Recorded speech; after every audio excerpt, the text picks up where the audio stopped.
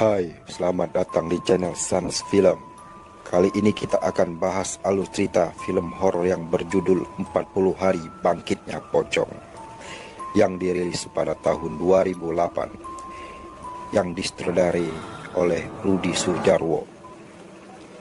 Oke, kita langsung saja ke alur ceritanya. Check it out.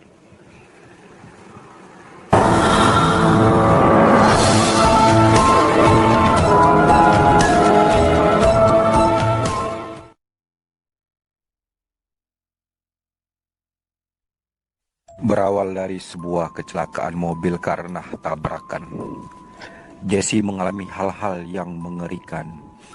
Dikejar oleh mantan kekasihnya yaitu Nino.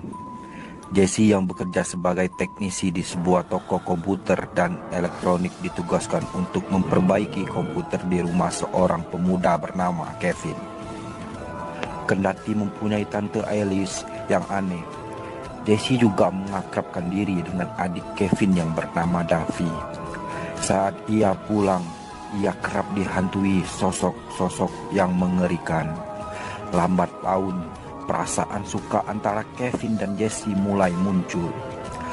Malamnya, Jesse yang tertidur di kamarnya diganggu oleh sosok kuntilanak dan setelah itu Jesse menemukan sebuah bungkusan berisi benda mistik di bawah tempat tidurnya. Sementara Nino mendapatkan teror dari makhluk yang sama. Ia diteror oleh pocong, kuntilanak, dan tubuh setengah badan.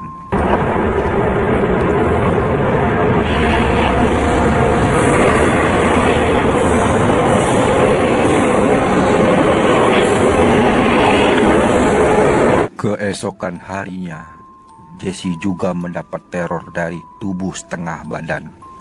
Di rumah Kevin, rupanya ada sebuah pembahasan mengenai sebuah kecelakaan mobil. Dan siapa pelakunya? Saat Kevin mengantar Tante V, tantenya yang berprofesi sebagai paranormal itu mengatakan bahwa pelakunya akan muncul. Sementara di rumah, Nino menerobos masuk ke dalam rumah Kevin dan berhasil diusir. Sementara liontin yang dimiliki oleh Jesse terbuka dan berisi foto Kevin dan orang tuanya. Kilas balik terungkap bahwa Jesse telah membuat kematian orang tua Kevin. Ayah Kevin terlempar ke sudut jalan dengan tubuh terpotong. Sementara ibu Kevin yang berada di dalam mobil menyodorkan liontin itu sembari menahan maut. Karena rasa bersalah, Jesse segera pergi dari rumah.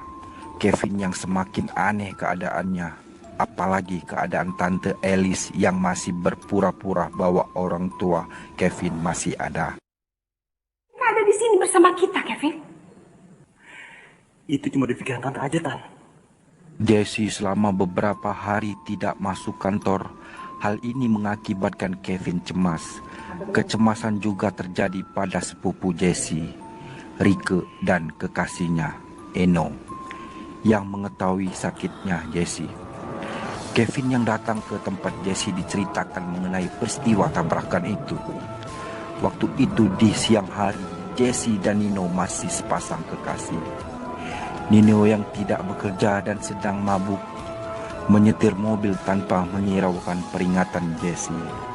Saat Nino kurang memperhatikan, mobil yang ditumpangi oleh orang tua Kevin menabrak dan membuat mobil tersebut terlempar ke sisi jalan.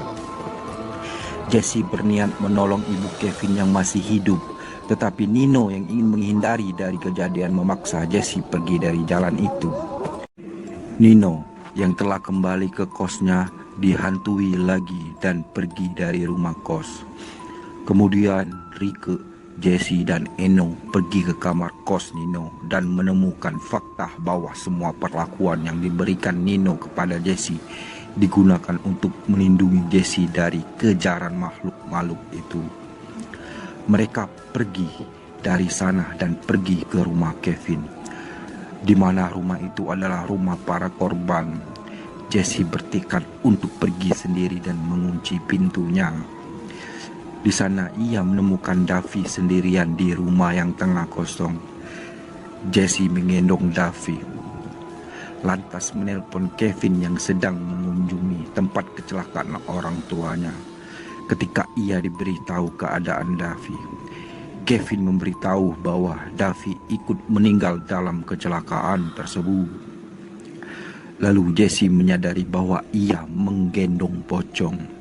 Jesse kemudian kabur hingga ke loteng dan menemukan sebuah kamar.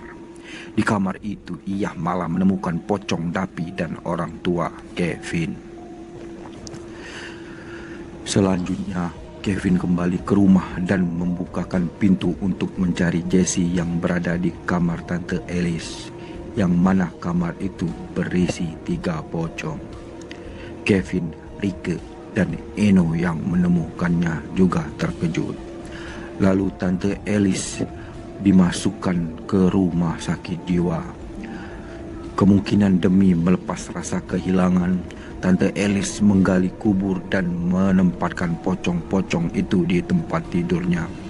Di tempat lain, Nino yang mabuk di mobilnya melihat sosok kuntilanak dan pocong lagi di sampingnya. Ia mendapat kecelakaan kendati ia bisa selamat darinya. Di kamar mandi, ia melihat bayangan dirinya yang mengerikan di cermin hingga ia menyadari bahwa dirinya telah meninggal.